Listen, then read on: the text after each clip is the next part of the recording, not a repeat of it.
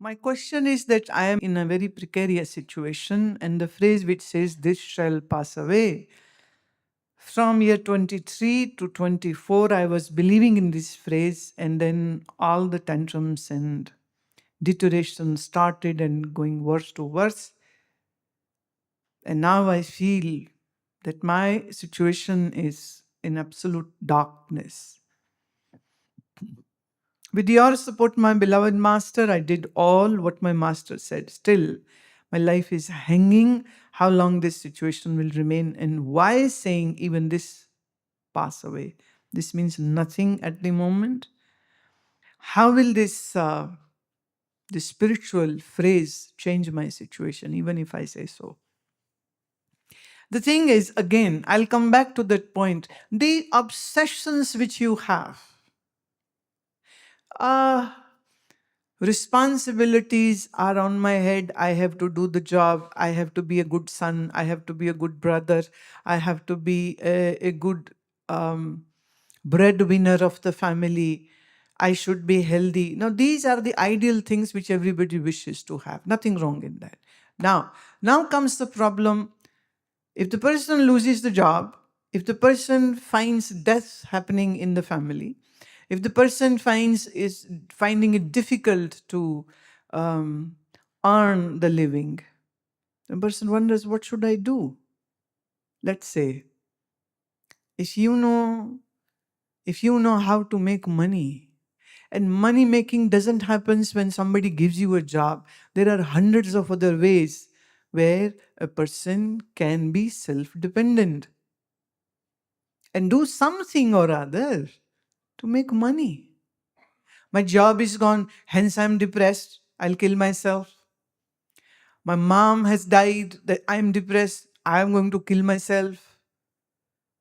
My sister is not having good marital life, hence I'm going to kill myself. You're just being obsessive about how the things should be in your life. Remember, everybody has their karmic account to settle. Everybody has to face those difficulties. You can do as much as you can, but don't try to become a god that you can improve about everything. Who said that after doing spiritual sadhana, your parents won't die or you won't lose a job? Who said that? I never said it, at least.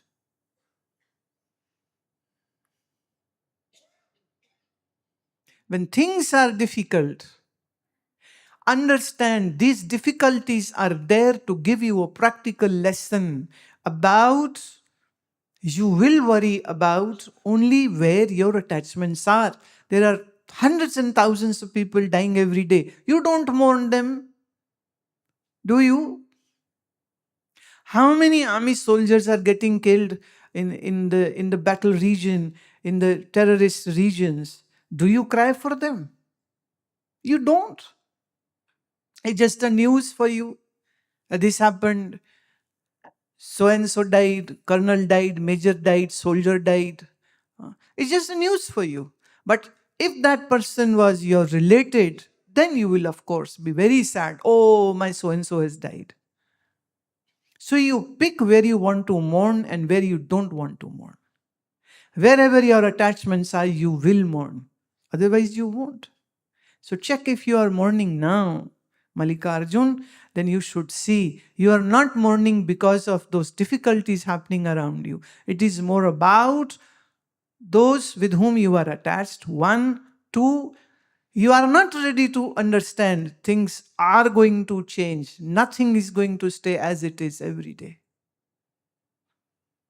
Things get created, things get destroyed, people are born to die, jobs come to be kicked out one day.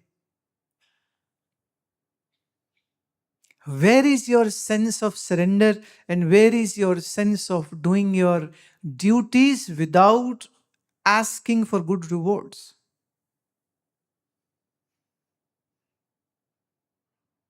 See, when somebody dies and the person comes to me, the family comes to me and they say that my so and so died, what will I say? I can't say, oh, I'm so sorry to hear this. Why? Why I won't say this? Because everybody who is born is going to die. So it's a fundamental rule which is working. Why are you sad? You are sad because of your attachments. If you had severed those attachments, Abhi, you are doing the mala, you are doing the japam, you are doing the scripture, you are reading Gita every day, and yet your mind is so attached. And if you are attached, then be ready to be feeling sad. And when you say, I'm going to kill myself, this is the stupidest statement. You do not have any copyright on your life.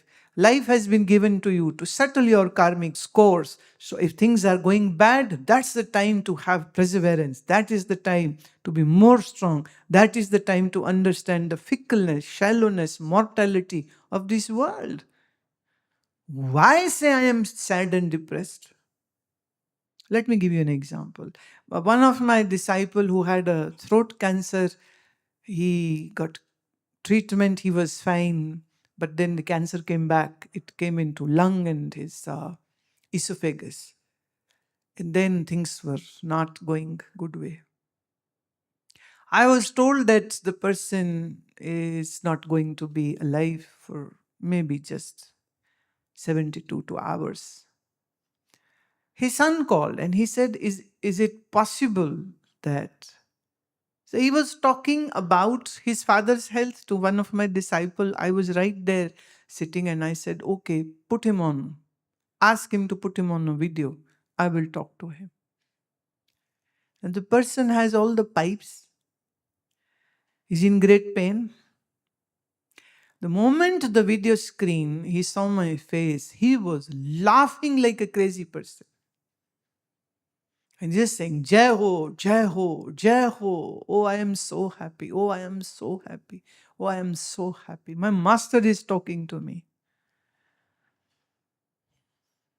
And he had said to his son, who was sad and who was reporting us about how his health is going, and he had said that, please don't cry when I'm gone. My time in this body is over. Now I have to move on. So do not cry for me.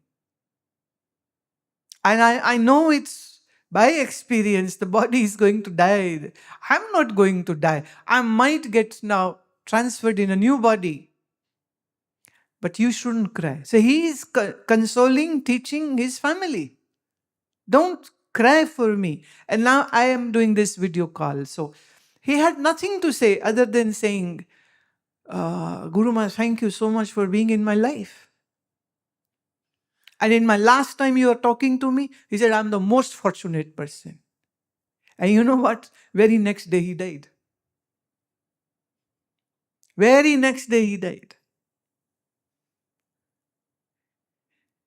Cancer survivor, cancer coming back, very bad health. Doctor says no hope left. And he's talking to me and he's happy and he's teaching his family to be calm and practice more of dhyana and do more. And he said, do a lot of kirtan. Don't cry. He said, I did most and the best in my life. So don't just pay lip service. Master, I have been following you. Don't say that.